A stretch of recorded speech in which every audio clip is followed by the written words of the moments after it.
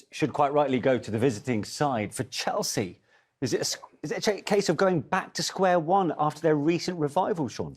For me personally, I would say so. I don't want to say it, but I think the fact of the matter is, if you put in a performance like you did against Arsenal, which you should have came away with the 3 points, you think in your head, all right, fantastic, we're moving somewhere now. Everyone's talking about how aggressive they were, what they looked like, and then to go to a Brentford side, and as stubborn as they were, to come away from there with a 2-0 loss, I think a lot of the players, they'll be devastated about that result today. We've got glimpses there of Mauricio Pochettino.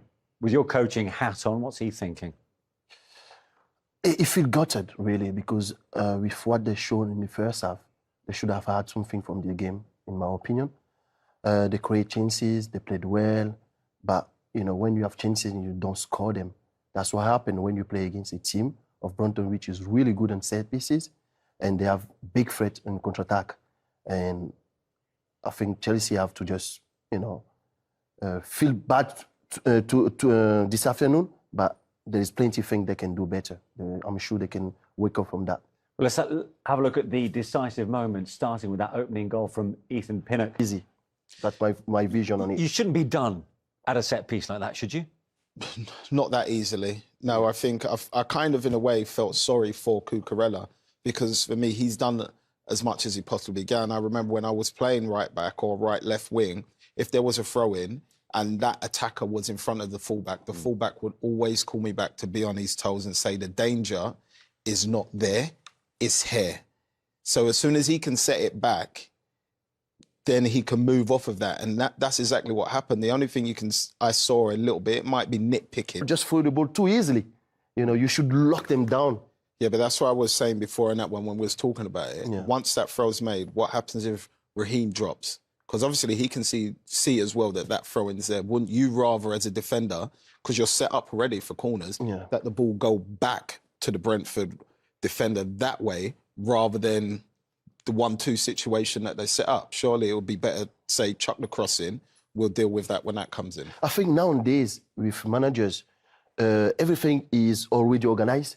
You know, simple throwing is already organized defensively. Every player knows his role, and I'm sure that maybe you have to check, but you can ask Raheem if you can. I'm sure that his role was to stay there, you know. But on the other side, they haven't dealt really well with the throw, you know. And I think that was the problem, really. Yeah, I mean, no doubt Mauricio Pochettino will be bitterly disappointed. We all know Brentford are key from set pieces. A lot of their goals stem from them. And then from the throw-in, clearly, they were pretty devastating. And then into injury time, he had a goal chalked off last week. And then, of course, Everton didn't quite go to plan. So you'd think he'd be biting, you know, or chomping at the bit, I should say, to try and get on the score sheet. But is that a confidence thing? What is it? I'm not sure, but you ask any striker, if they was in that position and they had scored 4 goals in that game, they still would have taken that shot. Yeah. I don't think they would have passed it because it looked impossible to miss. He was in the centre of goal. And if he had realised, the goalkeeper fell over as well. So effectively, he could have walked it all the way in the goal if he wanted to. He didn't want to take any chance. Exactly. Okay, let's talk about Brentford. Wins in the league for the first time this season. They've had a slow start. They've drawn plenty of games. But to build on what they did against Burnley when they were hugely dominant, and to win in this fashion, again, that's 2 ways of winning a game in very different fashions, right? Incredible. The way they've been working really hard this afternoon is incredible. As a team, 10 players behind the ball, plus the goalkeeper, 11, and they were defending. You could see Wiza and Mbeumo coming to help the defense. And at times they were in front of the 18-yard box of Chelsea, and it was so hard for Chelsea to create spaces. My only issue there is having saw so many crosses from Chelsea, you know, because when you play against a back five, it's very hard to penetrate between. But you can always go down the side and use a half space cross in the box with 3-4 guys in the box. That creates some chaos a little bit. And Chelsea kept going inside between them, which was impossible. And it further enhances the reputation of their manager, right? With the plan that worked to a T for Thomas Frank. Yeah, well, you got to give it to them. I think we're talking about them just on the counter-attack. It kind of was a counter, but if you see that first goal, they had the ball in the final third on the left-hand side of their own box, and they made a few intricate passes before it came out. for them to get to where they got to. So they are a team that can play football under pressure as well, and they're also known not to take that many chances. So if it has to go, it goes as well. But Thomas Frank, whatever he does, whoever they match up again, seems to always get his tactics right. They don't always win, but a lot of the times the tactics work. But let's have a look again at those Chelsea chances. Afternoon, in my opinion. They failed to have an effort on target in the second half. And whenever they draw a blank in this kind of fashion, people will always bring up the fact that they failed to bring a specialist centre-forward in, despite the millions, even the billion that they've spent over the last couple of windows, has come back to haunt them once again. Yeah, you can say it's come back to haunt them, but like if... You can say that, but they played Cole Palmer, the false nine, against Arsenal, and they got 2 goals from it. So, in many ways, you can say because of the few little niggle injuries they got, they had to readjust the way they were playing. But for me, I would have still played with Cole Palmer in that false nine and tried to place another midfielder instead, because he can do both sides of it. And even Colo highlighted before that he wants to see him further forward, but then we came up with a stumbling block. Yeah. Who gets Cole Palmer the ball? Yeah. So there was still that issue. And we saw the lack of options on the bench. That could be put down partly to the number of injuries, right, Colo? But also the inconsistencies is the nature of the beast when you're dealing with such a young squad right now. Absolutely. They have a young squad. The manager have to manage a big squad as well. When I mean big squad, they have a lot of young players, and he's tried to rotate the team. He's tried to change players, bring young players to give them confidence. Very hard place to go for Pochettino, in my opinion, because he has players who lack of confidence, and they're young. You know, it's even harder for them. They have a lot of pressure, but at the same time, they can't perform to the level because they know that they're playing for Chelsea. There's big expectation. They know every game they play against team like Brentford, who defend in the block. Very hard to penetrate, and it's very difficult for Pochettino and the players too. And talking of which, will his patience start to be wearing thin as a result? Yeah, I think so. I think it will do. But you just got to stick with 11 players for now and let them play 5 games back-to-back and see where that goes. Yeah. OK, let's get some post-match reaction then, shall we, on what was another terrific win for Brentford away to Chelsea. Christian Norgard joins us now from Stamford Bridge. Christian, great to see you. Thanks for joining us. How do you reflect on another brilliant performance there at the Bridge?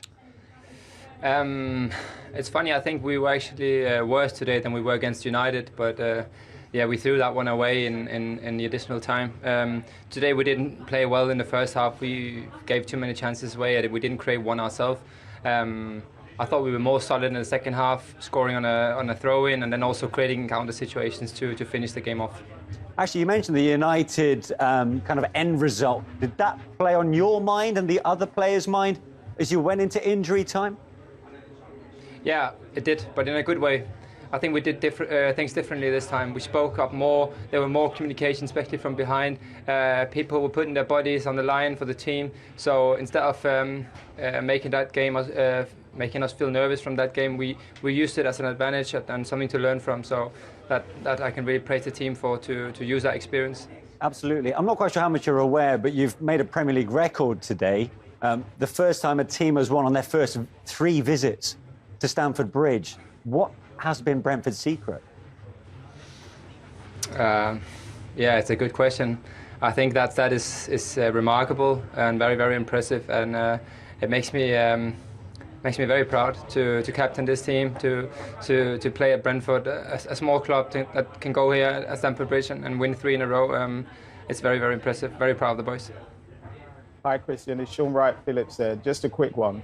Hello. When you see Sanchez come up, and obviously you guys win the first header, and then Mbeumo wins the second one, and you're clean through. What was going through your head then when you see Mupai run through Claire and obviously Sanchez chasing him? My first thought was, how the hell is the keeper quicker than our striker? He nearly caught him.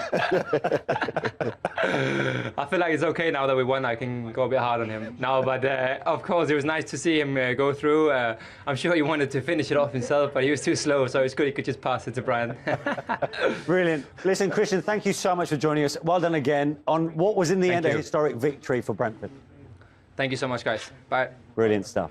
Brentford captain Christian Norgard. Time for a quick break on Match. Yeah, I think he's pretty happy, Lindsay. Another big 3 points for Brentford here at Stamford Bridge. 3 Premier League wins in a row here. You must love coming here. Yeah, before the game we wanted to come and win here because I don't think many teams beat them here 3 times in a row. So yeah, we are very happy with the result, and I think it's a very good performance from the team, like offensively, defensively, and yeah, we are very happy. Another goal for you today, another assist as well. That's now 13 goal involvements in your last 13 Premier League appearances. You must have been buzzing when you saw the keeper come out. Yeah, of course. When I've seen him coming high, I said to myself, if they don't score and we have the possibility to counter-attack, it's like a very good opportunity. And yeah, at the end we did. And I wanted as well Neil to score his first goal here, but yeah, I'm very happy with this.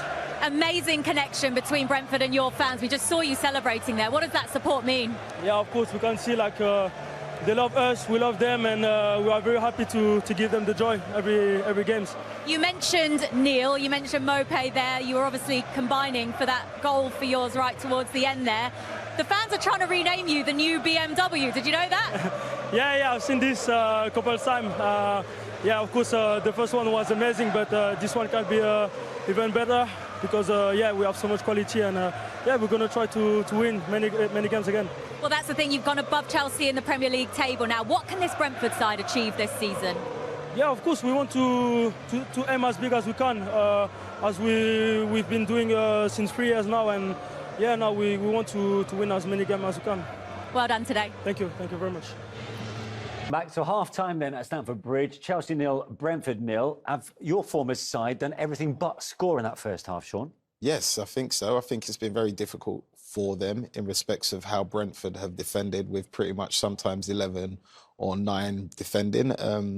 But they have to find a way, and they've managed to do it on a couple of times, create some good chances and create some half chances. So they need to just keep pushing away, and hopefully more of those chances will come. And the way the game is being played right now, you need to take those chances, because that's the only way the game is going to open up. And if you see, he takes the touch, and then when he realises the defender's coming... Sterling in that first half was challenged by Mads Roslev. Chelsea wanted a penalty. Didn't do anything.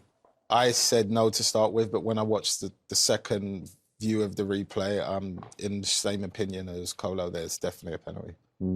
One player, funnily enough, that Kolo Toure, you pointed out before the game, was the influence of Cole Palmer. To be playing with a certain freedom, and I think that the massive importance here is that at Man City, in a way, there's so many strong players. He's not the main player that they're going to go for all the time, whereas I think at Chelsea, they know he's a guy that's going to create everything from those areas or in the final third. So as soon as they get the ball and they see him in space, they give it to him straight away without hesitating, and all the runners go off of him. So he's having these options, and he seems like he's having fun with it. And it's great to see him playing so many games back-to-back and playing with a smile on his face. Encouraging signs then from Cole Palmer and from Chelsea. The big question is, will they be left to rue those early